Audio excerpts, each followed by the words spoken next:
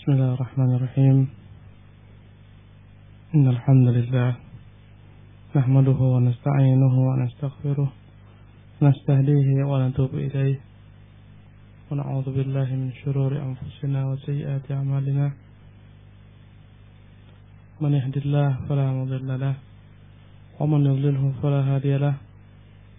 أشهد أن لا إله إلا الله وحده لا شريك له وأشهد أن محمدا عبده ورسوله الذي لا نبي بعده. Amma ba'du. Para pendengar yang dimuliakan Allah, Assalamualaikum warahmatullahi wabarakatuh. Alhamdulillah, kita akan kembali melanjutkan tafsiran juz 29 dari surat Al-Qalam. Dan semoga Allah SWT senantiasa mengisi hati kita dengan Quran, mengisi relung-relung hati kita dengan firman-firman-Nya. Semoga Allah SWT mudahkan kita untuk mengikuti petunjuk Al-Quran. Semoga Quran menjadi hujjah bagi kita di hari kiamat kelak di hadapan Allah SWT. Allah Subhanahu wa taala berfirman, A'udzu billahi minasyaitonir rajim. Bismillahirrahmanirrahim. Nun. Allah Subhanahu wa taala berfirman, Nun. Allah Ta'ala alam apa yang dimaksudkan dengan huruf-huruf seperti ini yang diucapkan Allah SWT dalam Al-Quran. Huruf-huruf terputus-putus yang menjadi pembuka beberapa surat yang kita tidak mengetahui apa dibalik daripada kalimat-kalimat ini. Hanya Allah Subhanahu wa taala mengetahuinya. Dalam banyak ayat Allah, dalam banyak surat Allah Subhanahu wa taala mulai Al-Quran dengan al-huruful muqatta'ah, huruf yang terputus-putus yang tidak kita ketahui maknanya. Alif lam mim, alif lam ra, nun, kaf, ha, ya, ain, sad, dan seterusnya. Di sini Allah menggunakan kata-kata nun. Nun wal qalami wa ma yasturun. Nun, demi pena dan apa yang mereka tuliskan.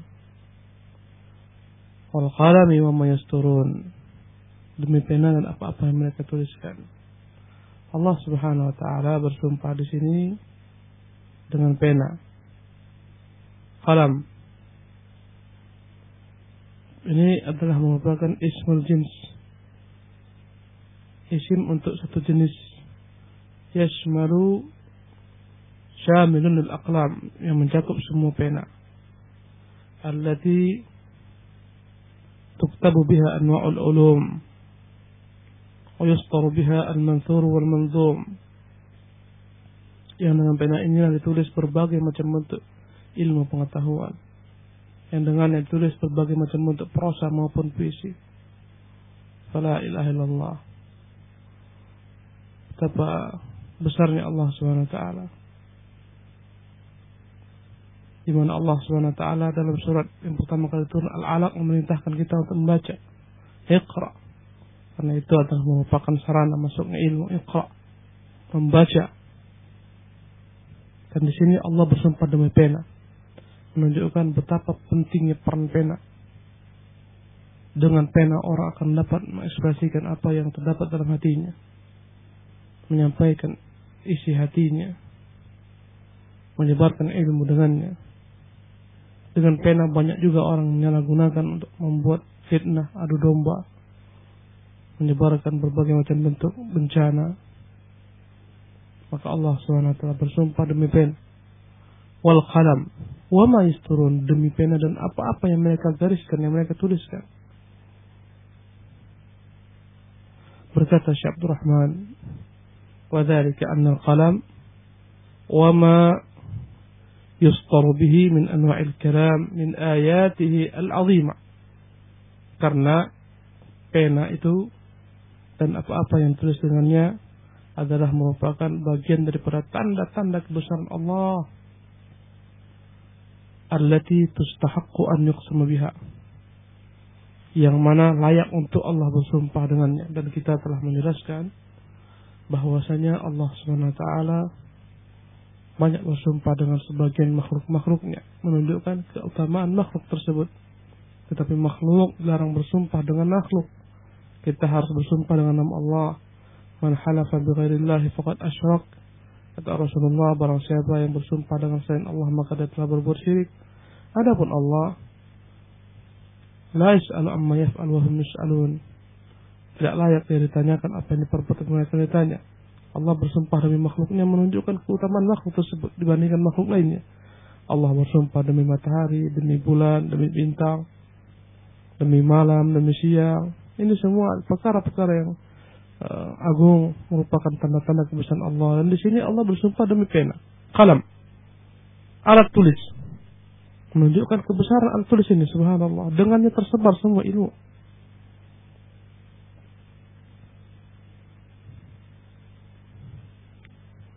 Dalam surah Al-Alaq Allah perintahkan kita untuk membaca. Umat ini adalah umat Iqra, umat membaca. Tapi sayangnya tidak banyak daripada umat ini yang mengamalkan ayat tersebut untuk membaca. Oma yasturun, dan apa-apa yang mereka tuliskan. Berkata Syekh Abdul Rahman, allati tastahiqu an yuqsama biha ala bara'ati nabiyhi Muhammad sallallahu alaihi wasallam mimma nasabahu ilaihi a'da'uhu minal junun. Allah SWT bersumpah demi ayatnya, demi tanda yang besar ini, tanda kebesarannya ini, qalam, yang layak bersumpah dengannya, bahwasanya Nabi sallallahu alaihi wasallam benar-benar berlepas diri daripada segala macam bentuk tuduhan yang dilimpahkan kepadanya dari musuh-musuhnya yang mereka tuduhkan kepada Nabi sallallahu alaihi wasallam. Mereka mengatakan Nabi itu gila, majnun. Fanafa anhu dzalika bi ni'mati rabbih alaihi wa ihsani. Maka Allah nafikan prasangka mereka, ucapan dusta mereka yang mengatakan Nabi itu gila. Subhanallah. Dengan nikmat Tuhan yang diberikan kepada Nabi Muhammad SAW dan kebaikan yang Allah berikan kepadanya, haitsu manna alaihi bil aql kamil. Lihatlah betapa Allah SWT sempurnakan akal Nabi Muhammad SAW. Ar-ra'il jazal, akal yang sempurna, pemikiran yang sempurna, wal kalam al-fasal, perkataan yang tegas, lugas, sempurna. Alladhi huwa ahsanu ma jarat bihi al-aqlam, perkataan-perkataan yang sangat layak untuk dicatat dengan pena. Wasattarahu al-anam, yang layak ditulis oleh manusia. Wa hadha huwa as-sa'adatu fid dunya, dan inilah dia kebahagiaan, keberuntungan dalam kehidupan di dunia ini. Di sini Syekh Abdul Rahman bin Nasir Sa'di rahimahullah ta'ala menyebutkan tentang keutamaan pena adalah merupakan alat untuk menyebarkan ilmu, menyebarkan bantahan kepada musuh-musuh Islam, yang menyebarkan kepada Rasulullah berbagai macam bentuk hujatan secara umum dari orang-orang kufar, orientalis dan seterusnya. Mereka sebarkan dengan pena-pena mereka, dengan gencarnya, berbagai macam bentuk syubhat terhadap diri Rasulullah sallallahu alaihi wasallam. Menyebutkan berbagai macam bentuk kejelekan-kejelekan yang disandarkan kepada beliau sallallahu alaihi wasallam, yang beliau lepas daripada apa yang mereka katakan. Kemudian para pendengar yang memuliakan Allah Subhanahu wa taala, Allah Subhanahu wa taala berfirman, "Ma anta bi ni'mati rabbika bimajnun." Allah Subhanahu wa taala menyebutkan, dengan karunia Tuhanmu itu wahai Muhammad, sesungguhnya engkau bukanlah orang yang gila. Allah Subhanahu wa taala menafikan dari Nabi sallallahu alaihi wasallam sifat gila. Orang-orang Quraisy mengatakan Muhammad gila. La ilaha illallah. Padahal Muhammad sallallahu alaihi wasallam bukanlah gila, akalnya sempurna. Tidak akan mungkin terlahir daripada orang gila ucapan-ucapan subhanallah yang penuh hikmah, mengandung berbagai macam bentuk hikmah, kebaikan. yang terkadang berkaitan dengan perkara-perkara gaib yang akan terjadi umat-umat terdahulu yang tidak pernah diketahui oleh umat-umat sebelumnya, bangsa Arab. Tidak pernah. Nabi-nabi yang terdahulu, bahkan yang tidak disebutkan dalam Taurat maupun Injil, disebutkan Rasulullah SAW. Apakah orang gila berkata-kata seperti ini? Tidak. Semuanya merupakan wahyu diberikan Allah Subhanahu wa taala kepadanya. Wa innaka la'ala khuluqin 'azim. Dan sesungguhnya engkau pasti mendapat pahala yang besar. Wa innaka la'ala khuluqin 'azim. Dan sesungguhnya engkau benar-benar berbudi pekerti yang luhur. Wa inna laka la'ajran ghairu mamnun sebelumnya. Wa inna laka la'ajran ghairu mamnun. Dan sesungguhnya engkau Muhammad pasti akan mendapatkan pahala yang tiada berkeputusan.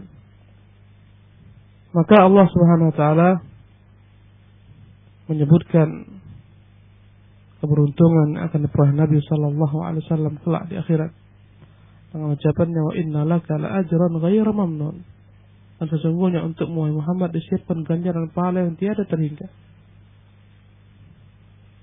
yang tidak akan terputus, yang akan berketerusan, karena berbagai macam bentuk amalan-amalan yang diperbuat Rasulullah SAW. Akhlak beliau yang terpuji, akhlak beliau yang sempurna, hidayah beliau kepada seluruh manusia, bahkan bangsa jin. Karena itulah tidak terputus ganjaran untuk Rasulullah SAW. Karena di antara ganjaran tidak terputus adalah ilmu yang yuntafa'u bih, ilmu yang diambil manfaatnya.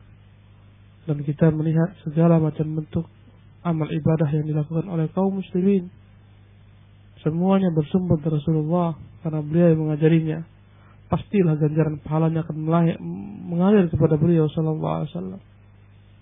Apapun yang kita berbuat, apapun yang kita baca daripada Al-Quran, daripada sunnah Rasulullah, apapun yang kita amalkan daripada agama ini akan mengalir pahalanya kepada Rasulullah sallallahu alaihi wasallam, karena beliaulah yang pertama sekali menunjuk kita untuk beragama Islam, mengamalkan amalan-amalan dalam Islam. Dan kaidah kita, ad-dalu 'alal khairi kafa'ilih, orang-orang menunjukkan suatu jalan bagi orang lain, jalan-jalan kebaikan, maka dia akan mendapatkan ganjaran pahala ketika orang-orang tersebut melakukan dengan petunjuknya. Makanya Allah puji Muhammad, wa inna laka la'ajran ghairu mamnun. Sungguhnya engkau memiliki ganjaran pahala yang tiada terhingga. Tidak perlu Anda ucapkan, ini saya hadiahkan untuk Rasulullah, bacaan ini saya hadiahkan kepada beliau, surat ini saya hadiahkan kepada beliau. Enggak perlu. Setiap kali Anda membaca Quran akan sampai pahalanya kepada Rasulullah, karena dia yang mengajarkan kita Quran. Tanpa harus Anda khususkan, kuniatkan bacaanku ini untuk Rasulullah. Bagaimana yang tersebar dalam pemahaman sebagian masyarakat, tanda kecintaannya kepada Rasulullah, mereka ingin memberikan berbagai macam bentuk hadiah-hadiah amalan. Akhirnya terucaplah berbagai macam bentuk ucapan-ucapan ila hadratin Nabiyil Mustafa Al-Fatihah, kepada hadirat Nabi yang terpilih Al-Fatihah. Tidak perlu, tidak ada gunanya. Setiap kali Anda baca Fatihah akan mengalir secara otomatis pahalanya kepada Rasulullah, karena dia yang mengajarkan kita Fatihah. Setiap kali Anda membaca apapun daripada Al-Quran akan mengalir pahalanya kepada Rasulullah. Setiap bentuk perbuatan perkataan Anda yang dalam bentuk ibadah yang Anda ikuti padanya Rasulullah akan mengalir pahalanya ke Rasulullah sallallahu alaihi wasallam. Kemudian Allah SWT menyebutkan, wa innaka la'ala khuluqin 'azim. Sesungguhnya Muhammad, benar-benar engkau di atas budi pekerti yang agung sekali, akhlak yang luhur, bagaimana Allah SWT ciptakan pada dirimu. Allah berikan nikmat bagimu memiliki akhlak budi pekerti yang luhur. Datang bertanya sahabat Rasulullah SAW kepada Ummul Mukminin Aisyah radhiyallahu taala anha, bertanya, bagaimana akhlak Nabi kita yang mulia sallallahu alaihi wasallam? Maka Aisyah radhiyallahu taala anha menjawab, kana khuluquhul Qur'an. Adalah akhlaknya itu Al-Qur'an. Subhanallah. Adalah akhlak Nabi itu isi kandungan Al-Qur'an. Al-Quran memerintahkan kepada semua kebaikan. Itulah akhlak Rasulullah. Al-Quran melarang segala macam bentuk keburukan. Itulah akhlak Rasulullah. Al-Quran memerintahkan untuk menyambung silaturahmi. Itulah akhlak Rasulullah. Melarang untuk mengupat, mencaci maki, riba, namimah. Itulah akhlak Rasulullah. Memerintahkan untuk sabar terhadap orang-orang yang jahil. Itulah akhlak Rasulullah. Maka seluruh isi Quran yang padanya seruan kepada kebaikan, seruan untuk menjunjung tinggi nilai-nilai akhlak, seruan untuk menjauhi segala macam bentuk kemaksiatan, kejelekan, itulah dia akhlak yang menjadi bagian daripada diri Rasulullah sallallahu alaihi wasallam. Kana khuluqul Quran, itulah dia, adalah akhlak Nabi, Al-Quran seluruhnya. Subhanallah. Yang membaca Quran akan mendapati betapa tingginya Al-Quran, betapa luhurnya isi kandungan Al-Quran, memerintahkan kepada makarimul akhlak, akhlak yang terpuji, memerintahkan untuk menjauhi segala macam bentuk akhlak yang tercela. Subhanallah. Berkata Syekh Abdul Rahman rahimahullah ta'ala, ketika menjelaskan tentang bagaimana akhlak Nabi di dalam Al-Quran, khudhil afwa wa'mur bil urfi wa'arid anil jahilin. Di antara sejumlah ayat yang merintahkan Nabi sallallahu alaihi wasallam untuk berakhlak karimah. Khudhil afwa, berilah maaf kepada manusia. Wa'mur bil urf, perintahkan manusia berbuat kebajikan. Wa'arid anil jahilin, berpalinglah daripada orang-orang jahil. Ini akhlak Nabi sallallahu alaihi wasallam. Senantiasa memberikan maaf, menyeru kepada kebaikan, senantiasa berpaling daripada orang-orang jahil, tidak mengambil hati, tidak menjadikan perbuatan-perbuatan mereka sesuatu yang sesuatu perkara yang Rasulullah SAW mengambil hati dengannya. Makanya Allah SWT menyebutkan, fabima rahmatin minallah intalahum. Semua karena rahmat Allah saja engkau mampu berlemah lembut dengan mereka. Kata Allah, walau kunta faddan ghalidhal qalbi lam faddu min hawlik. Kalaulah saja engkau itu tercipta Muhammad dalam keadaan faddan ghalidhan, kasar, keras, kaku, lam faddu min hawlik, mereka akan jauh daripadamu. Fa'fu anhum wastaghfir lahum, maafkanlah mereka, bermusyaratlah dengan mereka. Subhanallah. Inilah akhlak Nabi sallallahu alaihi wasallam. Datang seseorang Arab Badui, Rasulullah sallallahu alaihi wasallam jalan dengan sahabatnya. Maka tiba-tiba Rasulullah berhentikan, kekang untanya ditarik, dan dia bertanya kepada Rasulullah sallallahu alaihi wasallam dengan menarik kerah baju Rasulullah. Ya Muhammad, beritahukan aku. Dia bertanya tentang hukum-hukum. Rasulullah menjawab. Setelah itu Rasulullah katakan, ya dan sekarang setelah selesai lepaskanlah bajuku. Subhanallah. Datang seorang Arab, dia kencing di sudut masjid Badui. Beramai-ramai para sahabat mencegahnya, bahkan sebagian ingin memukulnya. Kata Rasulullah, biarkan dia. Selepas dia buang hajat, Rasulullah panggil, ya fulan, sesungguhnya masjid ini dibangun bukan untuk perkara-perkara yang kau perbuat itu. Dia dibangun untuk salat, zikir kepada Allah, baca Quran dan sejenisnya. Maka berkata orang Arab ini, ya Allah, rahmati saja aku dan Muhammad, jangan kau rahmati orang-orang selain kami. Begitu takjubnya dia terhadap akhlak Rasulullah sallallahu alaihi wasallam.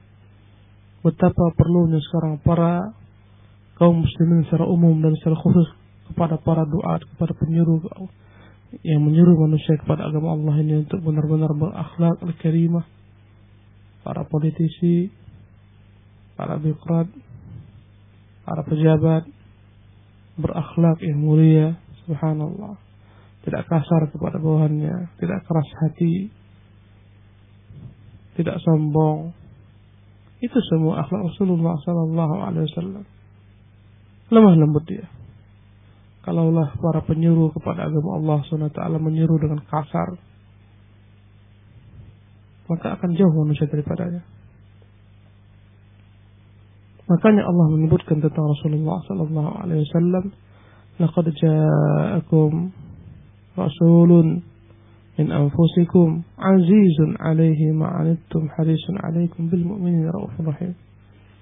Benar-benar telah datang kepada kalian seorang rasul dari golongan kalian dan diri kalian, azizun 'alaihi ma 'anittum, betapa beratnya bagi dirinya segala sesuatu yang membuat kalian sulit. Harisun 'alaikum, betapa berupayanya untuk mendatangkan kebaikan bagi kalian. Bil mu'minina raufur rahim, begitu lemah lembutnya kepada orang-orang beriman. Itulah Rasulullah sallallahu alaihi wasallam. Begitu mulianya akhlaknya. Berkata Anas, khadamtu Rasulullah sallallahu alaihi wasallam 10 sinin. Aku pernah menjadi pembantu Nabi selama 10 tahun. Dia tidak pernah bentak aku. Tidak pernah dia katakan, kenapa kau perbuat ini Anas? Kenapa tidak kau perbuat ini Anas? Subhanallah, itulah beliau sallallahu alaihi wasallam. Begitu tingginya akhlaknya kepada istri-istrinya pun demikian.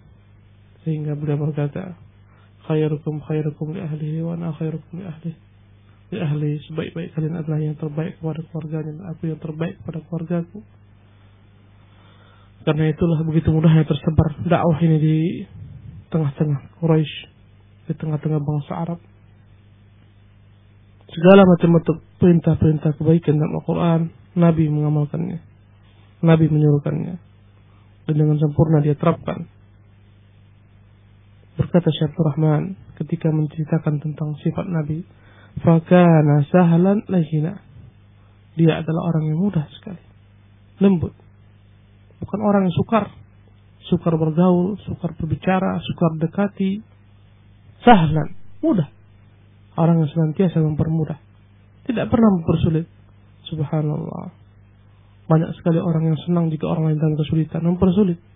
Semua urusan dipersulit. Subhanallah. Adapun Rasulullah, beliau mengatakan yassiru wa la tu'assiru.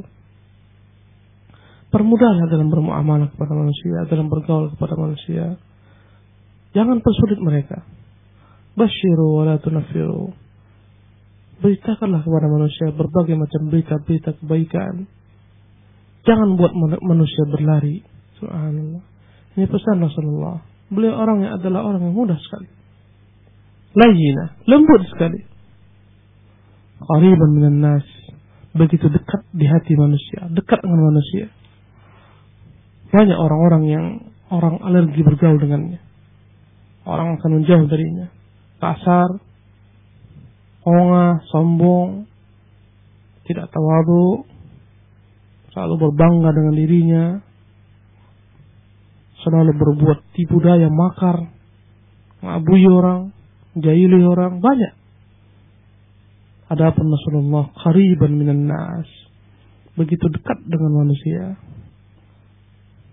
Sebaik-baik orang adalah orang-orang yang dia ma'lufun wa yu'laf. Orang yang ramah, tamah, gampang berinteraksi dengan manusia. Itu yang terbaik. Mujiban da'wati man da'ah. Dia akan mendatangi seruan orang-orang yang menyerunya. Qadiyan li hajati man istaqdah. Dia akan senantiasa memberikan, mengabulkan, meluluskan permintaan orang-orang yang minta kepadanya. Subhanallah. Tidaklah orang datang meminta kepada Nabi sallallahu alaihi wasallam apa yang dia miliki kecuali diberikan. Subhanallah. Jabir bin Khalid man sa'alah, senantiasa dia berupaya untuk menyenangkan hati orang bertanya kepadanya. Jika dalam kesulitan dia hibur. La yahrimu, tidak pernah dia menahan diri untuk tidak membantu manusia, berlaku kasar dengannya, bakhil, wala yarduhu khaiban, tidak pernah dia tolak seorang itu pulang dengan tangan kosong. Subhanallah. Wa idza arada ashabuhu minhu amran wafaqahum alaihi. Kalaulah para sahabat beliau menginginkan daripada beliau sesuatu, beliau senantiasa akan menyepakati apa yang mereka tuntut, apa yang mereka inginkan.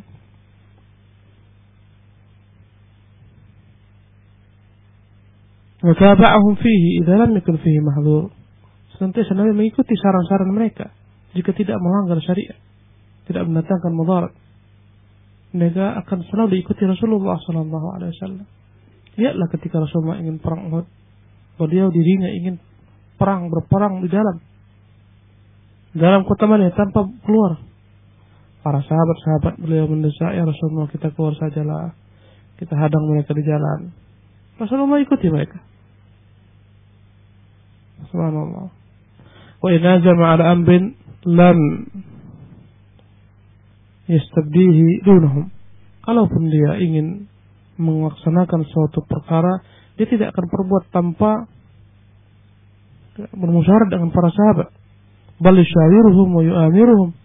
Dia bertanya terlebih dahulu kepada mereka, bermusyawarah dengan mereka dalam banyak hal, apalagi dalam peperangan. Ketika para sahabat berjumlah 300 sekian orang akan melawan 1000 orang-orang kafir Quraisy, Rasulullah berkata kepada mereka, "Asyiru ilayya ibadallah." Berikan aku masukan, mari kita bermusyawarah, wahai hamba Allah Subhanahu wa taala. Rasulullah mengajak mereka bermusyawarah. Dan ini adalah merupakan kaidah agama yang jika kita amalkan akan mendatangkan keberhasilan. Bermusyawarah. Allah katakan kepada Nabi, "Wasyawirhum fil amri." Bermusyawarah dengan mereka dalam urusanmu. Dalam banyak perkara Rasulullah membuktikan perkara ini. Ketika Rasulullah ingin memberikan kepada Ghatafan sepertiga kurma Madinah agar orang-orang Ghatafan hengkang meninggalkan Rasulullah dan para sahabatnya dengan Quraisy supaya tidak berat beban orang-orang Ansar, Rasulullah panggil Sa'ad bin Mu'ad dan Sa'ad bin Ubadah, bermusyawarah dengan keduanya. Wahai Sa'ad, bagaimana jika kita berikan sepertiga Madinah, sepertiga kurma Madinah kelak jika panen kepada orang-orang Ghatafan dengan syarat agar mereka tinggalkan kita dengan Quraisy, jangan mereka ikut menjadi sekutu bagi Quraisy. Rasulullah mengajak musyawarah sahabat-sahabatnya, subhanallah, untuk kebaikan karena kelembutan beliau, karena kasih beliau kepada mereka. Berkata Sa'ad, ya Rasulullah, dahulu ketika kafir kami tidak pernah berikan mereka kecuali mereka beli. Apakah setelah Allah berikan kepada kita hidayah Islam, kita berikan kepada mereka cuma-cuma tanpa membeli? Demi Allah tidak ya Rasulullah, tetapi pedang ini ada untuk mereka. Subhanallah. Sebenarnya Rasulullah bermusyawarah karena kasih beliau kepada orang-orang Ansar. Jumlah mereka sedikit. Rasulullah khawatir jangan-jangan mereka merasa takut dan gentar menghadapi musuh yang banyak. Karena itulah Rasulullah bermusyawarah. Bagaimana jika sepertiga kurma yang diberikan kepada orang-orang Ghatafan? Tapi lihatlah jawaban para sahabat-sahabatnya. Enggak ya Rasulullah, yang ada pedang untuk mereka. Menunjukkan betapa tegarnya mereka. Yang jelas di sini kita dapati Rasulullah senantiasa bermusyawarah dengan sahabat-sahabatnya.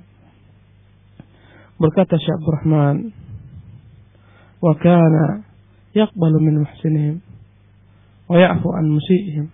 Rasulullah senantiasa berbuat baik kepada orang-orang yang berbuat baik daripada para sahabat, memaafkan orang-orang yang tergelincir salah daripada para sahabat. Wa lam yakun yu'ashiru jalisan illa atamma ishratan wa ahsanaha. Tidak pernah diduduk dengan orang kecuali dia benar-benar sempurna budi pekertinya dalam bergaul berbicara dengan orang tersebut. Fakana la ya'basu fi wajhi. Tidak pernah beliau bermuka masam di hadapan wajah para sahabat-sahabatnya. Subhanallah.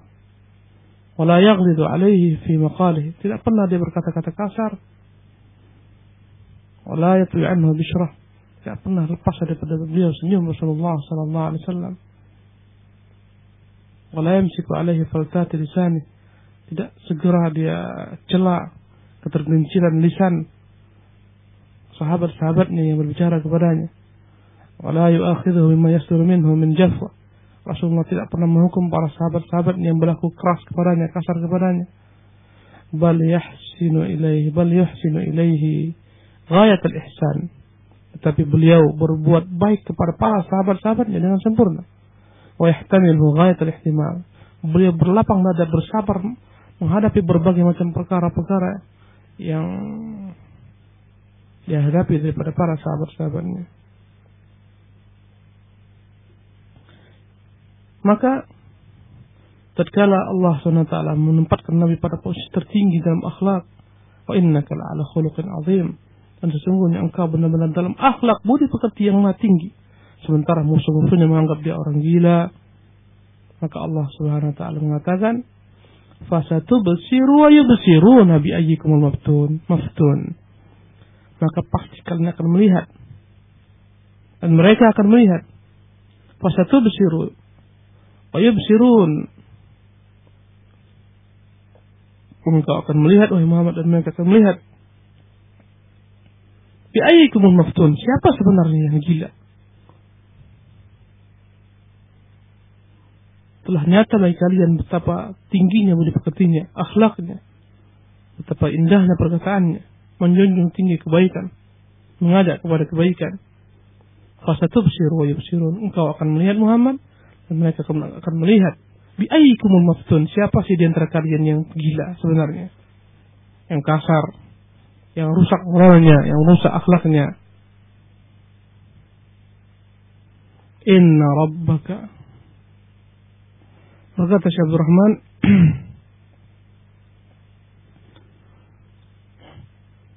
waqad tabayyana annahu ahdun nas wa akmaluhum li nafsihi wa li ghairihi. Telah nyata Nabi adalah orang terbaik akhlaknya dari seluruh manusia, yang paling sempurna akhlaknya untuk dirinya dan untuk selainnya. Dan telah nyata pula bahwasanya musuh-musuh Nabi adalah orang yang paling sesat, orang yang paling jelek perangainya, yang membalas kebaikan Nabi dan kejelekan, yang senantiasa mengadab hamba-hamba Allah, menyesatkan manusia dari jalan Allah SWT, menghalangi manusia dari jalan Allah SWT. Cukuplah Allah yang mengetahui perkara tersebut, dia akan membalas mereka. Nyata sekali, lihatlah. Lihat, bandingkan antara perbuatan orang-orang kufar Quraisy yang mencerca beliau, menghardik beliau, menghina beliau, membunuh para pengikutnya, Allah, memfitnah, semua mereka berbuat. Asal salat mereka bawa kotoran-kotoran dilemparkan ke atas pundak beliau, di atas bahu beliau. Bukankah ini menunjukkan mereka yang rusak akhlaknya, moralnya, perangainya, yang jelek, yang kasar? Makanya Allah mengatakan, Inna rabbaka, ayat berikutnya, Inna rabbaka huwa a'lamu biman dhalla an sabilihi wa huwa a'lamu bil muhtadin. Sesungguhnya Rabbmu wahai Muhammad, dia yang lebih mengetahui siapa yang tersesat dari jalannya dan dia yang mengetahui siapa yang benar-benar di atas petunjuk, yang mendapat petunjuk. Ini adalah merupakan ancaman kepada orang-orang yang sesat, berita gembira kepada orang-orang yang mendapat petunjuk. Ini menunjukkan Allah SWT dengan hikmahnya tahu siapa yang berhak diberikan petunjuk dan siapa yang layak tersesat, siapa yang layak disesatkan. Fala tuti'il mukadzibin. Maka Rasulullah SAW diingatkan oleh Allah Subhanahu Wa Taala, fala tuti'il mukadzibin. Jangan kau turuti para pendusta wahai Muhammad, yang mendustakanmu, yang menentang kebenaran. Orang-orang seperti ini, para pendusta, tidak layak untuk ditaati, karena mereka tidaklah memerintahkan orang, tidaklah menyuruh kecuali agar hawa nafsu mereka diikuti. Mereka tidaklah menginginkan kecuali kebatilan belaka. Maka orang yang mematuhi para pendusta adalah orang-orang yang mendatangkan kemudaratan bagi dirinya, membahayakan dirinya. Dan ini adalah perintah umum kepada seluruh pendusta. Jangan dipatuhi setiap pendusta.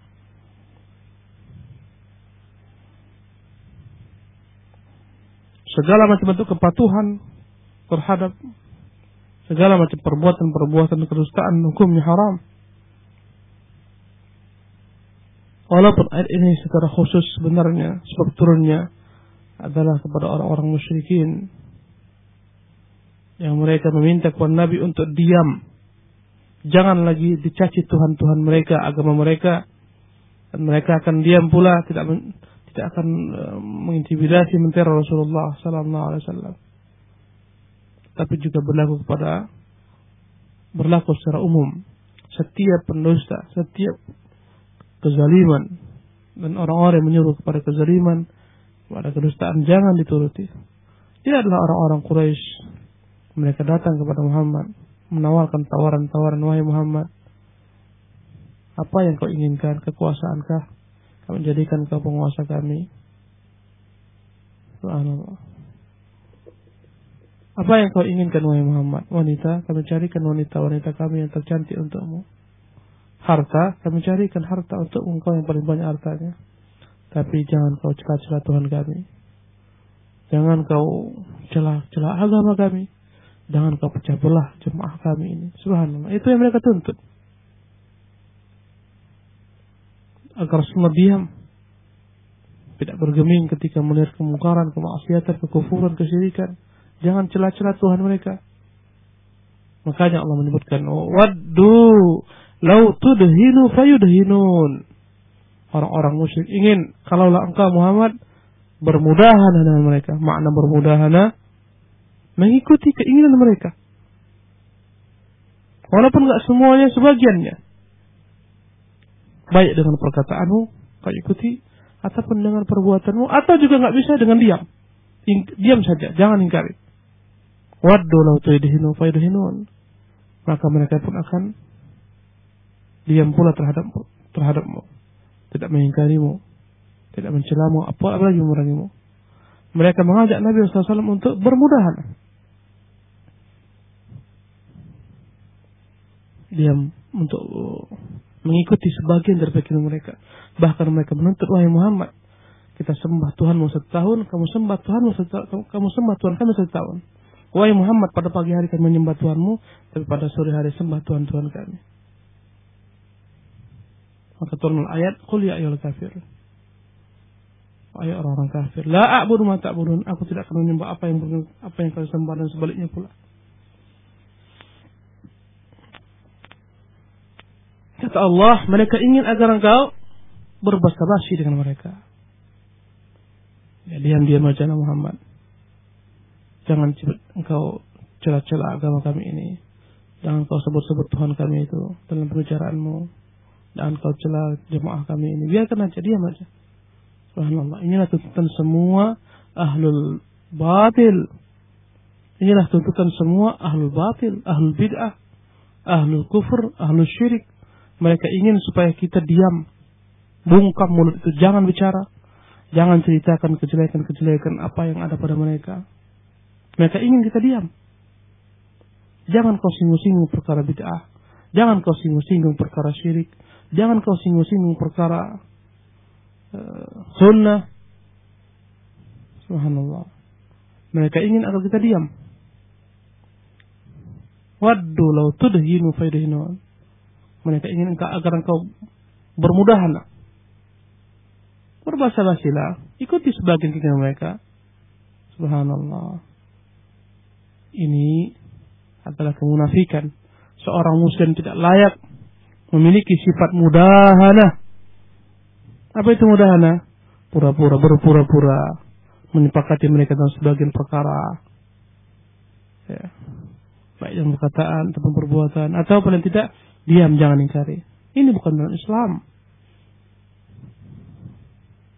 Ini bukan politik praktis. Subhanallah. Yang penuh dengan intrik-intrik. Ini agama Allah Subhanahu wa ta'ala. Ini dakwah. Katakan yang hak itu hak, yang batil itu batil, yang sunnah itu sunnah, yang bid'ah itu bid'ah. Dengan cara yang terbaik tentunya, dengan cara yang bijak, hikmah. Berkata Syekh Abdul Rahman, walakin isda' bi amrillah wa adhhir dinal Islam. Tetapi wahai Muhammad, terangkan agama Allah Subhanahu wa ta'ala. Jangan kau sembunyikan. Tampak akan agama Islam. Agama kita bukan agama gerakan bawah tanah yang sembunyi-sembunyi. Orang lain nggak boleh tahu. Agama yang eksklusif, hanya kelompoknya saja yang boleh mengetahuinya, yang lain jangan. Kalaupun ada berbagai macam bentuk taklim, pengajaran-pengajaran khusus, punya buku-buku khusus, nggak boleh orang lain baca. La wa rabbil Ka'bah. Bukan ini agama Islam. Agama Islam, agama yang terang. Yudhhiruhu 'ala dini kulli. Yang datang untuk mengalahkan semua agama. Membawa kebenaran yang hak, yang tidak boleh tutup-tutupi. Subhanallah. Bukan agama yang pengikutnya yang buat gerakan-gerakan di bawah tanah, sembunyi-sembunyi. Yang lain jangan tahu siapa yang mengajari kita, jangan tahu pemimpin kita. Agama terang-terangan. Nggak ada alasan-alasan ini kita sekarang dalam periode Mekah. Dakwah masih sir, dakwah masih sembunyi-sembunyi. Tidak ada periode Mekah lagi sekarang. Nggak ada merujuk kembali kepada periode Mekah. Nggak ada. Berkata Syekh Abdul Rahman, fa inna tamama idharihi naqdu ma yadadduh wa aibu ma yunaqiduh. Di antara menampakkan Islam dengan terang-terang adalah menghancurkan, meruntuhkan segala sesuatu yang bertentangan dengan Islam. Islam paling anti dengan syirik. Terangkan kesyirikan kepada umat. Islam paling anti dengan bid'ah. Terangkan sunnah kepada umat. Jangan tutup-tutupi. Itulah makna fasda' bima tu'mar. Terangkan kepada manusia apa yang diperintahkan kepadamu. Itu perintah Allah kepada Rasulullah sallallahu alaihi wasallam. Baiklah para pendengar yang dimuliakan Allah Subhanahu wa taala. Kelihatannya sampai di sini dulu kajian kita pada hari ini. Ayat berikutnya kita akan lanjutkan di kesempatan yang akan datang, ayat yang ke-10. Kita akan lanjutkan di kesempatan yang akan datang. Aqulu qawli hadza wa astaghfirullah li wa lakum wa atubu ilaihi. Wa sallallahu wa sallama ala nabiyyina Muhammadin wa akhir da'wana alhamdulillahi rabbil alamin. Syukran san barakallahu fiik. Sahabat dimanapun antum berada, demikian sesi materi pada tafsiran surah Al-Qalam ataupun surah Nun pada ayat ke-1 hingga ke-9. Dan silakan bagi antum yang ingin bergabung bersama kami untuk menanyakan sekitar materi yang disampaikan oleh beliau. Dan untuk pertanyaan pertama kita bacakan dari SMS yang berasal dari Ukhti Dwi di Batu Haji. Assalamualaikum Ustaz. Assalamualaikum warahmatullahi wabarakatuh. Ustaz, apa yang sebaiknya dilakukan bila satu rumah dengan teman yang akhlaknya yang kurang baik, yaitu suka merepotkan, akan tetapi sikapnya baik dengan saya, cuman dia suka merepotkan saja Ustaz sifatnya. Baik, bismillah, alhamdulillah, ba'du. Kalaulah masih dapat toleransi akhlaknya, maka maafkan dia. Yang jelas, Anda itu harus mengetahui manusia itu tidak ada yang sempurna seutuhnya. Pasti ada satu sisi, dua sisi daripada sifat yang tidak Anda sukai, itu pasti saja. Bahkan jangankan dengan teman, dengan istri saja pun demikian. Ada perkara-perkara yang tidak suka daripada istri-istri kita. Demikian pula sebaliknya. Makanya Rasulullah mengatakan, la yafruqu mu'minun mu'minah. Janganlah seorang mukmin itu mencela seorang mukminah karena dia tidak senang pada beberapa sisi daripada kebiasaannya ataupun akhlaknya. Hendaklah dia bersabar. Apalagi jika Anda sebutkan teman Anda tersebut baik pada Anda tapi senang merepotkan. Ya, banyak-banyaklah kita memberi maaf, memberi toleransi dengan sahabat-sahabat kita. Kalau Anda mau tahu apa itu akhlak yang mulia, maka Syekh Muhammad SAW mengatakan akhlak mulia itu terkumpul dalam beberapa perkara. Ya. 3 perkara. Badlun nada. Yang namanya akhlak mulia itu ada pada badlun nada. Memberikan apa yang mampu kita berikan, membantu apa yang mampu kita bantu. Berupa harta, pemikiran, perkataan, pendapat, usulan-usulan, kritikan-kritikan yang membangun. Badlun nada. Yang kedua, kaful adha. Menahan diri untuk tidak menyakiti orang. Yang ketiga, talaqatul wajhi. Senantiasa berwajah ceria, senyum, ya, ramah dengan manusia. Ini jima'u akhlaqil karimah. Ini adalah inti daripada akhlak yang mulia, itu ada pada 3 hal. Bazlun nada. Anda membantu apa yang Anda bisa mampu, bantu. Jika bisa mengutangkan, utangkan. Bisa memberikan, berikan. Bisa membantu dalam perkataan, perbuatan. Subhanallah. Bazlun nada.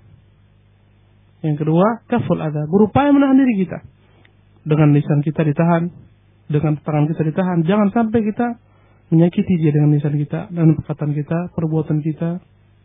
Kaful adha. Tahan diri untuk tidak menyakiti orang. Sabar. Yang ketiga, talaqatul wajhi. Ramah tamah dengan manusia. Selalu tersenyum dengan manusia. Dekat dengan manusia, familiar dengan manusia. Ini akhlak yang mulia. Berarti akhlak yang tercela itu kebalikannya. Apa kebalikannya? Ya, bakhil, kikir, sulit membantu orang, tidak mau sama sekali untuk membantu orang, payah. Ya. Hanya ingin dibantu, tidak ingin membantu. Subhanallah.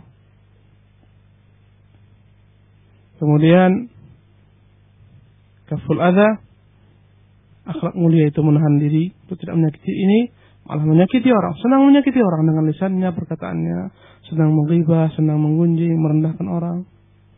Ini akhlak yang tercela.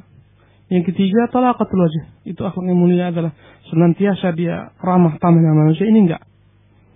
Wajahnya senantiasa dia palingkan daripada manusia, bermuka masam, sombong, merendahkan orang lain. Inilah dia jima'us syarr, perkara-perkara yang mengumpulkan kejelekan. Ya. Tidak mau membantu orang, tidak menahan diri untuk menyakiti orang, dan selalu bermuka masam dengan manusia. Ini adalah merupakan akhlak yang tercela. Kalaupun teman Anda terkadang 1-2 sisi Anda yang tidak senangi daripadanya, ya, berkata Imam Syafi'i rahimahullah, kafa bil mar'i nuran an tu'adda ma'ayibuh. Cukuplah seseorang itu dianggap dia itu mulia kalaulah celahnya itu dapat dihitung dengan jari, sedikit celahnya. Subhanallah. Berkata penyair disahkan kepada Imam Syafi'i rahimahullah, "Lau anta lam tashrab migharan al-qadha dhami'ta wa ayyun nasi tasfu masyaribuh." Kalau engkau ingin senantiasa minum air dalam keadaan jernih, tidak pernah engkau minum air sedikit pun juga yang keruh, dhami'ta, suatu ketika engkau akan haus, engkau akan mati kehausan. Fa ayyun nasi tasfu masyaribuh. Manusia mana yang semua minumannya senantiasa selalu baik bersih. Maksud beliau, kalau engkau ingin bergaul kepada manusia, semua yang enak-enak saja yang engkau dapatkan, maka engkau tidak akan pernah dapat punya teman selama-lamanya. Yang mencari teman tanpa aib, baqiya bil akhir, dia akan hidup tanpa teman. Setiap teman pasti ada cacatnya, celahnya, kekurangannya. Subhanallah, ada saja kekurangannya. Tetapi jika itu semua tertutupi dengan kebaikannya, jadikanlah teman Anda. Allahu ta'ala alam. Syukran Ustaz, barakallahu fiik. Sahabat dimanapun antum berada, antum masih bersama kami di tafsiran surah Al-Quran, yaitu surah Al-Qalam ataupun surah Nun. Silakan bagi antum yang ingin bergabung bersama kami untuk menanyakan sekitar tafsiran yang disampaikan oleh beliau di line telepon kami ataupun di SMS online kami. Assalamualaikum. Waalaikumsalam. Dengan Ibu siapa dan di mana Ibu? Dengan Umur Aisyah di Petang Center. Silakan Ibu. Iya, assalamualaikum Ustaz. Waalaikumsalam. Begini Ustaz, saya kan kalau di dalam rumah tangga saya itu biasa apa yang saya lakukan suami tahu gitu Ustaz. Sedangkan wanita itu kan kata Rasulullah istilahnya untuk menghapus dosa-dosanya harus bersedekah yang tanpa pengetahuan siapapun. Jadi ulangi soalnya. Saya terbiasa apa yang saya lakukan suami tahu gitu Ustaz. Nah seperti kalau misalnya saya ingin bersedekah tanpa sepengetahuan siapapun itu, ya kan ada hadisnya itu ya Ustaz ya, yang wanita kalau yang bersedekah untuk mengurangi segala apa yang pernah dilakukan di masa lalu gitu kan. Itu bagaimana caranya Ustaz agar saya juga tidak diketahui suami, jadi hanya saya saja yang tahu gitu Ustaz. Apakah boleh saya misalnya bersedekah untuk masjid yang di dalamnya juga sering melakukan kebid'ahan gitu Ustaz? Syukuran Ustaz. Assalamualaikum warahmatullahi wabarakatuh. Waalaikumsalam warahmatullahi Saya nggak wabarakatuh. jelas kemana orangnya yang bertanya ini, fokusnya kemana? Apakah soalnya itu boleh kita bersedekah tanpa pengetahuan suami? Apakah itu diinginkan? Dikatakan jika itu uang, kita katakan jika memang itu uang Anda, nggak ada masalah. Tapi jika jumlahnya besar, dikhawatirkan akan menjadi percekcokan belakangan hari, beritahukan, Pak, saya mau sedekah ini untuk masjid. Ya, jumlahnya besar. Misalnya jumlahnya mungkin dia mau infak 0,5 M, tentunya sebagai suami janganlah dilangkahi, tanya bagaimana Mas jika ini kita infakkan untuk masjid, untuk pesantren, untuk rumah sekolah dan seterusnya. Kalaupun perkara-perkara kecil, tidak perlu segala sesuatu yang Anda perbuat suami harus tahu. Infak 10.000, 20.000, 100.000, ya memang itu adalah memang hak Anda infakkan. Ya. Artinya memang ditoleransi oleh suami untuk diinfakkan. Kelebihan uang belanja dan seterusnya atau uang Anda sendiri. Kalaupun itu uang suami, memang harta suami yang dalam jumlah besar, tentu Anda harus bertanya terlebih dahulu kepadanya, bermusyawarah supaya tidak terjadi percekcokan. Dan kita melihat sebagian salafus saleh ada yang dia berpuasa bertahun-tahun, istrinya nggak tahu. Jika pagi hari dia pergi kerja, dia katakan siapkan bekal untuk saya kelak makan karena pekerjaan di siang hari. Siapkan bekal, disiapkan. Maka pada sore hari itu bekal dia makan. Ketika berbuka dia makan, dia pulang ke rumah. Nah, istri nggak tahu bahwa bekal itu untuk berbuka dia setiap hari, setiap berpuasa bertahun-tahun nggak tahu istrinya dia berpuasa. Subhanallah, nggak ada masalah. Dan itu lebih baik lagi. Bahkan sebagian pada istri-istri banyak suaminya nggak tahu, banyak yang tidak mengetahui suaminya salat malam. Dia sembunyikan sampai kepada istrinya, nggak ada masalah. Tetapi jika perkara-perkara besar, apalagi berkaitan dengan harta dan seterusnya, jika kita diam-diam akan menjadi fitnah, akan menjadi percekcokan, maka jangan. Sabar, beritahukan, ajak musyawarah supaya tidak terjadi cekcok. Kalaupun pertanyaan yang dimaksudkan adalah bolehkah kita daripada harta yang tadi saya infakkan itu untuk diberikan kepada masjid yang dalamnya ada bid'ah, kita katakan kalau ada masjid yang dibangun di atas sunnah, masjid yang dibangun untuk menyatukan kaum muslimin di atas sunnah, ada, lebih baik infak ke sana. Kalaupun memang tidak ada, yang ada adalah masjid yang dalamnya ada bid'ah, ya, maka sedekahkanlah untuk membangun masjid fisiknya, bukan untuk acara-acara bid'ah. Belikan materialnya langsung, belikan besi, belikan semen, belikan keramik, belikan atap, agar jangan disalahgunakan. Wallahu ta'ala alam. Syukran barakallahu fiik. Selanjutnya kita akan kembali menerima penelpon. Assalamualaikum. Waalaikumsalam warahmatullahi wabarakatuh. Dengan Ibu siapa dari mana? Dengan Ibu Lili di Batu Haji. Silakan Ibu. Ustaz mohon penjelasan akhir surat Al-Fatihah yang waladhdallin. Kenapa kita jawab amin? Terus kemudian bolehkah jawaban amin itu diganti dengan walil mu'minina amin? Gitu aja. Assalamualaikum warahmatullahi wabarakatuh. Waalaikumsalam warahmatullahi wabarakatuh. Bismillah, alhamdulillah, ba'da. Kenapa kita baca amin setelah waladhdallin? Karena Rasulullah baca amin. Dan karena itu adalah merupakan doa. Kita meminta kepada Allah hidayah. Ihdinas siratal mustaqim. Tunjuk kami ke jalan lurus. Jalan siapa jalan lurus? Siratal ladzina an'amta 'alaihim. Jalan orang-orang yang kau berikan kepada mereka nikmat-Mu ya Allah. Jalan siapa mereka? Jalan para nabi, siddiqin, syuhada, salihin. Dan kita bermohon agar jangan mengikuti jalan orang-orang yang Allah murkai berupa orang-orang Yahudi. Ghairil maghdubi 'alaihim. Bukan jalan orang-orang yang kau murkai ya Allah yang kami tuntut. Orang Yahudi, waladhdallin. Tidak pula jalan orang-orang tersesat ya Allah, orang-orang Nasara. Orang Yahudi dimurkai karena mereka mengetahui kebenaran tidak mengamalkannya. Orang Nasara dimurkai dianggap sesat karena mereka tidak mengetahui kebenaran dan mereka beramal tanpa kebenaran. Jadi kita minta diberikan hidayah. Kita minta supaya terlindung daripada golongan orang Yahudi dan Nasara. Makanya di ujung kita katakan amin. Ya artinya ya Allah kabulkan doa kami, istajib.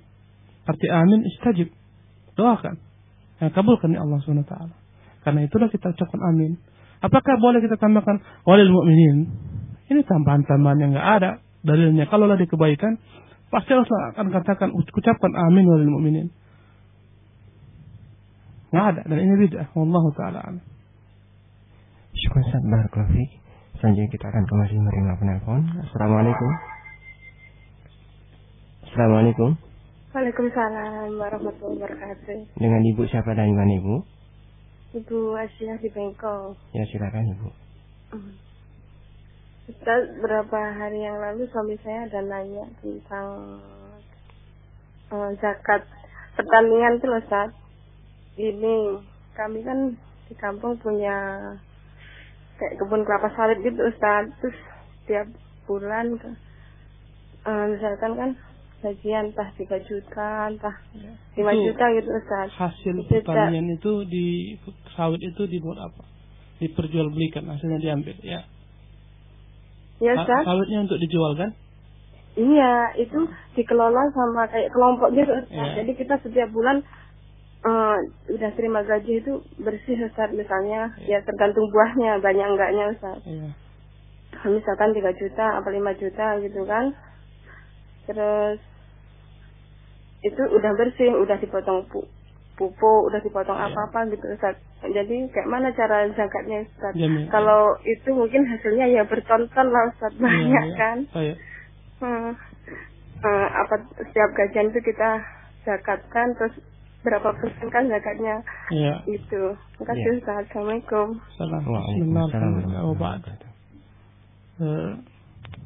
Hasil pertanian yang dizakatkan menurut jumhur ulama yang memiliki 3 kriteria: mauzun, ya, makil, muqtat. Artinya sesuatu yang disukat, bisa disukat, bisa ditimbang, dan dia disimpan. Mudakhar, yang bisa disimpan, ya, ada tambahan lagi mudakhar yang bisa disimpan. Muqtat, yang dia merupakan makanan pokok. Itu yang dizakati. Adapun hasil pertanian lainnya yang dia tidak mengumpulkan 4 karakter ini, seperti buah-buahan, jeruk, apel, anggur, walaupun menurut mazhab Abu Hanifah dizakatkan, yang rajih dia tidak dizakatkan dari hasil tersebut. Tetapi yang perlu diingatkan, yang perlu diperhatikan sini, setiap kali hasil tersebut diperjualbelikan, kita punya kebun-kebun anggur, kita jual belikan, punya kebun-kebun sayur itu nggak ada zakatnya. Tetapi ketika dia diperjualbelikan, maka masuk ke dalam zakat atau tijarah, zakat perjualbelian. Sebagaimana kasus yang Ibu tanyakan kepada kita punya kebun sawit yang dipanen setiap 2 minggu sekali atau 10 hari sekali dipanen. Kemudian bagaimana mengeluarkan zakatnya? Kalau kita katakan memang dipanen, biasanya memang dipanen untuk dijual, karena sawit untuk dijual, bukan untuk dimakan, dijual. Kemudian nanti diolah oleh perusahaan-perusahaan, dibuat menjadi berbagai macam bentuk, ya, minuman, minyak dan seterusnya. Maka zakatnya zakat tijarah. Zakatnya adalah zakat perdagangan. Bagaimana zakat perdagangan? Zakat perdagangan adalah sama dengan zakat emas dan perak. Bagaimana zakat emas dan perak? Ya, kalaulah seorang telah memiliki sekitar 85 gram emas, ya, kemudian sampai masanya setahun dan itu masih ada padanya, maka dikeluarkan zakatnya 2,5% daripada emas tersebut, ya, atau nilainya. Artinya hendaklah dikonversikan ke emas. Kalaulah hasil daripada sawit ibu ini selama setahun banyak, misalnya sampai ibu punya tabungan sampai mungkin ratusan juta, ya berarti ini telah wajib dikeluarkan zakatnya 2,5% daripadanya. Kalau andai kata hasil sawitnya sedikit sekali, nggak sampai senilai dengan 85 gram emas, nggak sampai. Ya, mungkin ladangnya kecil sekali, cuma 2, 3, 4, 5 batang aja pohon sawit. Ya, dikumpulkan setahun ternyata nggak sampai nisabnya dengan zakat emas 85 gram. Jadi semua uang yang dihasilkan setelah digunakan untuk kehidupan sehari-hari, untuk bayar uang sekolah, bayar kehidupan sehari-hari, beli baju, listrik, seterusnya kan. Kemudian bersisa, dan sisanya ini masih sama dengan zakat emas dan perak, maka ketika itu baru dikeluarkan zakatnya 2,5%. Per setahun sekali, bukan setiap kali dia itu panen, bukan. Karena ini bukan zakat tanam-tanaman. Apalagi jenis sawit itu bukan masuk ke dalam zakatuz zara. Ya, karena enggak masuk ke dalam hubub dan thimar, enggak masuk kepada makanan pokok dan seterusnya. Oleh karena itu, tunggu setahun masanya. Ketika setahun telah datang dan lihat ternyata masih banyak sisa daripada hasil yang kita peroleh daripada sawit tersebut, maka dikeluarkan 2,5%. Sama dengan orang memiliki hotel. Dia bukan wajib baginya mengeluarkan zakat dari hotelnya, tidak. Tapi dari hasil yang dihasilkan daripada hotel tersebut masuk ke dalam zakat emas dan perak. Hasilnya, uangnya itu. Jika melewati nisab, maka dia keluarkan zakatnya setahun sekali. Bukan setiap kali ada orang menginap waktu zakatnya, enggak. Atau sebulan sekali, enggak. Setahun sekali. Wallahu ta'ala alam. Syukur Ustaz, barakallahu fiik. Selanjutnya kita bacakan pertanyaan masuk dari SMS dari Ummu Nisa di Tanjung Bina. Ustaz, apa yang ana harus lakukan jika mertua ana sering melakukan perkara yang menyelisih sunnah di dalam acara-acara, dan ana sudah menjelaskan bahwa itu adalah bid'ah, tetapi tetap bersikeras, sementara ana tinggal satu rumah dengan beliau. Bagaimana caranya, Ustaz? Oh ya, yang jelas kita bersabar. Setelah kita sampaikan, terangkan, ibu ini syirik, ini bid'ah, ini khurafat, ajak dia berpikir dengan baik, ajak akalnya agar memikirkan dengan baik. Ini coba ibu perhatikan, agama ini sempurna, tidak ada satu cara dalam Islam kecuali Rasulullah telah ajarkan, kebaikan semua diajarkan, kejelekan diajarkan.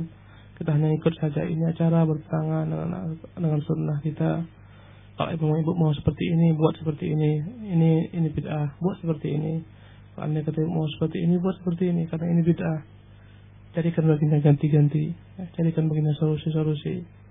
Kemudian ketika dia masih mungkin belum menerima karena minimnya ilmunya, karena memang melihat kebiasaan masyarakat yang bertentangan dengan apa-apa yang dipahami oleh kita, maka banyak-banyaklah bersabar dan bersabar.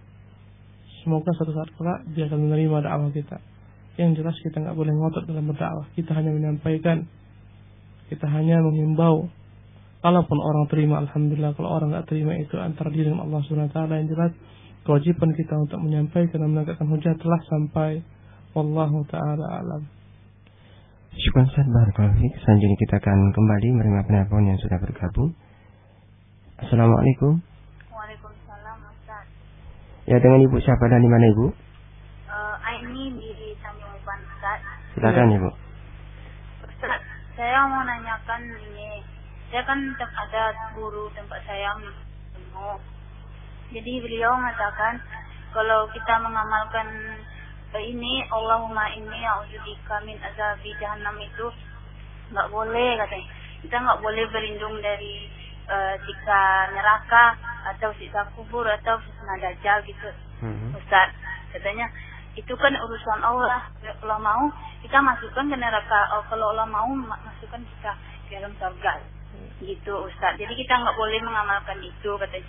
Itu ayat Al-Quran memang betul katanya. Kita nggak boleh mengingkarinya, tapi itu nggak boleh kita amalkan gitu Ustaz. Apakah betul dalil itu Ustaz? Iya. Ya itu aja. Assalamualaikum. Waalaikumsalam warahmatullahi wabarakatuh. Bismillah, alhamdulillah, wassalatu wassalamu ala ba'du. Kita melihat agama ini dia rusak ketika berbicara padanya orang-orang yang tidak layak berbicara. Berkata Ibnu Rajab al-Hambali dalam kitab Fadlu ilmi salaf al-khalaf, kalaulah orang-orang jahil diam, tidak akan terjadi perselisihan dalam agama ini. Perselisihan terjadi karena banyak orang-orang jahil berbicara. Subhanallah. Tapi hendaklah kita lemah lembut dengan mereka, ya, dakwahi mereka dengan cara yang baik, dengan cara yang bijak. Quran turun untuk diamalkan. Demikian juga sunnah turun untuk diamalkan. Rasulullah mengatakan, "Sallu kama ra'aitumuni usalli." Salatlah kalian sebagaimana kalian melihat aku salat. Maka kita wajib mengikuti cara salat Rasulullah SAW. Dan di antara cara salat Rasulullah adalah beliau mengajarkan kita doa yang kita ucapkan ketika kita mau salam, sebelum tak salam, tahiyat akhir.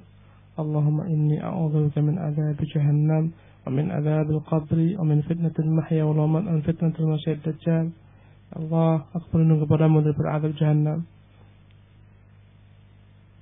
Aku berlindung kepadamu daripada fitnah kubur. Dan aku berlindung kepadamu daripada fitnah al-Masih Dajjal. Aku berlindung kepadamu daripada fitnah kehidupan ini dan fitnah kematian. Ini doa yang Rasulullah perintahkan kita untuk mengikutinya.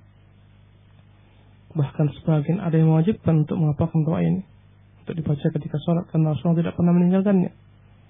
Supaya subhanallah, walaupun ada orang-orang jahil mengatakan jangan dibaca, tinggalkan saja dia. Ambil ilmu daripada orang-orang yang mengerti. Orang-orang jahil jangan dengarkan omongannya. Jangan jadikan sebagai timbangan. Orang-orang sufi yang berpaham sesat, jangan kau minta-minta surga. Jangan kau berlindung-lindung daripada neraka. Sembah Allah karena cinta. Tinggalkan mereka. Karena kita diperintahkan oleh Allah SWT untuk mengharap ridhonya, untuk mencari surganya, menjauhi nerakanya. Dia yang memerintahkan kita. Yang wajib kita ikuti adalah Allah SWT. Dia yang mengatakan wasari'u ila maghfiratin min rabbikum wa jannatin arduha as-samawati wal ardh. Bersegeralah kalian menuju ampunan Tuhan kalian, bersegera kalian mencari surga yang luasnya seluas langit dan bumi. Wa'iddat lil muttaqin, yang disiapkan bagi orang-orang bertakwa. Ini Allah memerintahkan kita untuk bersegera, bergegas, berlomba-lomba mencari keampunan Allah, mencari surga Allah Subhanahu wa taala. Kemudian Allah menyebutkan tentang hamba-hambanya, ibadur rahman, alladzina yaquluna sarf anna adzab jahannam. Mereka adalah orang-orang hamba-hamba kami yang senantiasa berdoa kepada kami, ya Allah, jauhkan kami daripada azab neraka jahannam. Allah puji mereka sehingga Allah katakan wa ibadur rahman, mereka adalah hamba-hamba Allah yang Maha Pengasih. Lantas datang orang jahil, jangan minta surga, jangan takut dengan neraka, jangan berdoa-doa kepada Allah Subhanahu wa taala. Allah semuanya telah tahu siapa yang berhak surga, siapa yang berhak masuk neraka. Jika memang kau telah layak untuk surga, kau masuk dalam surga. Iya benar, itu semuanya benar. Allah telah tahu dan Allah juga yang dengan ilmunya yang mengetahui bahwasanya kita memang kelak akan masuk ke surga neraka, yang memerintahkan kita untuk berupaya, berikhtiar, beramal, bekerja, bersungguh-sungguh, berjihad. Di antara sejenis upaya adalah berdoa, dan doa adalah merupakan bagian daripada ikhtiar yang tidak boleh ditinggalkan. Makanya ibu ini rahmati Allah SWT sejak sekarang. Saya harapkan kepada ibu dan kepada pendengar lainnya, jangan dengarkan orang-orang jahil yang tidak tahu agama berbicara ketika berbicara tentang agama. Anehnya dunia kita ini, semua kita paham. Ahli pertanian, dia yang paling layak berbicara mengenai pertanian. Kita paham itu. Kalau anda kata ada dokter berbicara tentang pertanian, bagaimana pupuk dan jenisnya dengan panjang lebar, kita nggak yakin. Kamu dokter, kenapa kau bicara tentang pertanian? Kebalikannya, jika seorang ahli dalam pertanian, isinya pertanian, berbicara tentang masalah kedokteran, penyakit dan seterusnya, kita nggak yakin kita. Emangnya kamu apa yang kau pelajari? Kamu pertanian. Seorang ahli dalam dunia kelautan, perikanan, dia akan berbicara tentang masalah kelautan, perikanan, tentang karang dan jenisnya. Kalau dia bicara tentang perkara-perkara selain itu, dia berbicara tentang detail perkara-perkara tentang masalah, misalnya apa, masalah tanah, struktur tanah dan seterusnya, kandungan-kandungan tanah, orang nggak percaya. Dan kita tahu setiap orang harus berbicara dengan sesuai kapasitasnya. Tapi herannya dalam agama semua orang ngomong. Tukang becak ngomong, tukang ojek ngomong. Subhanallah. Lihatlah majlis-majlis mereka, simpang-simpang jalan itu. Orang yang kadang sholat pun nggak pernah, ke masjid pun nggak pernah. Tapi kalau bicara agama dia paling pintar. Menurut saya, menurutku. Dan tidak jarang kita dapati mereka bertengkar gara-gara perkara agama. Berselisih, yang mana semuanya mereka bukan salah. Karena mereka tidak memiliki ilmu padanya. Ada yang mengatakan ini sesat, ada yang mengatakan ini tidak sesat. Ini tidak baik, yang lain mengatakan ini baik. Debat-debat kusir. Bahkan seolah-olah mereka yang paling taat beragama. Mereka paling pandai agama. Subhanallah. Kalaulah setiap orang tahu betapa besarnya berbicara tanpa ilmu dalam agama, nescaya tidak akan ngomong. Allah katakan wala taqfu ma laysa laka bi'ilmun. Jangan kau ngomong perkara-perkara yang kau tidak memiliki ilmu padanya. Subhanallah. Jangan dengarkan mereka. Ambil ilmu daripada orang-orang yang memiliki ilmu. Allah memerintahkan kita bertanya kepada orang-orang yang memiliki ilmu. Fas'alu ahla dzikri. Bertanyalah kepada ahlu dzikir. Ulama, mereka adalah ahlu dzikir In kuntum la ta'lamun, jika kamu tidak mengetahui perkara agama. Bertanya sama tukang beca, tukang ojek tentang agama. Orang-orang di pasar, kuli-kuli pasar, yang memang mereka tidak punya background agama sama sekali, nggak pernah paham bahasa Arab, nggak pernah nyantri, nggak pernah paham apa itu nasih mansuh, apa itu tafsir, ulumut tafsir, asbabun nuzul, yang umum, yang khusus. Orang seperti ini jangan dengarkan. Dan jangan ditanyakan jangan diambil hati ucapan-ucapan mereka. Nggak layak ditanyakan dalam forum-forum seperti ini. Wallahu ta'ala alam. Syukran barakallahu fiik. Sahabat yang dimanapun antum berada, antum masih bersama kami di tafsiran Al-Quran surah Al-Qalam ataupun surah Nun. Antum masih diberi kesempatan selama 7 menit untuk bertanya kepada Ustaz kita. Assalamualaikum. Waalaikumsalam Ustaz. Iya, dengan Ibu siapa dan di mana? Dengan Ibu Sani di Bengkong. Iya, silakan Ibu pertanyaannya. Sini Pak Ustaz. Saya sudah mendengarkan saya sudah tidak mengikuti lagi acara yasinan yang diadakan setiap minggu. Soal Ibu apa kok bisa diringkas? Iya. Tapi saya masih ada uang sosial yang harus saya berikan gitu. Nah, itu apakah saya masih termasuk melakukan bid'ah atau tidak? Nah, gitu saja Pak Ustaz. Assalamualaikum warahmatullahi wabarakatuh. Waalaikumsalam. Bismillah, alhamdulillah, wassalatu wassalamu ala rasulillah. Infak sosial yang mungkin dikutip di RT, di RW, jika dipergunakan untuk perkara-perkara sosial, nggak ada masalah. Membantu orang kemalangan, membelikan kain kafan untuk biaya kematian, menggali kuburan dan seterusnya. Uang sosial seperti ini baik, tidak mengapa. Disepakati oleh warga, ini kita tiap bulan harus kumpul, yang penting nggak memberatkan. Tak 5.000, 3.000, 10.000, nggak memberatkan masyarakat. Digunakan uangnya untuk kebutuhan sosial, acara-acara kemalangan, nggak apa-apa. Ya, walaupun boleh jadi dalam sebagian acara nanti, ya boleh jadi dalam sebagian acara dicampuri dengan bid'ah-bid'ah, nggak apa-apa. Tetapi kalau kita tahu memang dana itu murni untuk perkara-perkara bid'ah, ya, maka jangan, hukumnya haram, nggak boleh. Tapi jika uangnya bisa digunakan untuk membantu orang kemalangan dan seterusnya, nggak apa-apa. Silahkan Ibu tetap berikan. Tapi cara-cara bid'ah jangan Ibu ikuti, ya. Dan berupayalah berinteraksi dengan mereka dengan cara yang baik, dalam lembut, terangkat bahwa saya sekarang berbeda. Mohon maaf jika saya tidak bisa mengikuti antum-antum sekalian, berbeda kita. Saya sekarang punya pengetahuan bahwasanya kita dalam beragama harus ikuti dalil. Yang kita amalkan nggak ada dalilnya. Ya, tapi jangan sampai hal ini membuat kita putus hubungan. Ya silahkan saja kita bersilaturahmi dalam perkara-perkara dunia, tapi dalam perkara ini saya nggak sepakat. Ya, dakwahi mereka dengan cara yang baik. Wallahu ta'ala alam. Syukran barakallahu fiik. Selanjutnya kita terima di belakang Ibu Sani di Bengkong tadi. Assalamualaikum. Waalaikumsalam. Dengan Bapak siapa dan di mana? Dengan Adi di Balai, Pak. Silakan Pak Adi. Ya, saya ingin tanya Ustaz. Iya. Begini, berapa zakat yang harus saya keluarkan kalau pendapatan saya nggak jelas, 1 bulannya nggak tentu. Baik. Kadang-kadang dapat 500, kadang-kadang dapat 1 juta, dan sedangkan 1 juta itu nggak bersih, masih ada istilahnya kebutuhan yang lainnya gitu. Jadi berapa persen yang harus saya keluarkan, itu aja Pak Ustaz. Assalamualaikum. Waalaikumsalam. Bismillah, alhamdulillah, wassalatu wassalamu ala rasulillah. Zakat itu bukan dikeluarkan per bulan Bapak yang dirahmati Allah. Bukan dikeluarkan ketika kita dapat uang. Hari ini misalnya kita kerjanya nggak gajian bulanan, tapi kita harian.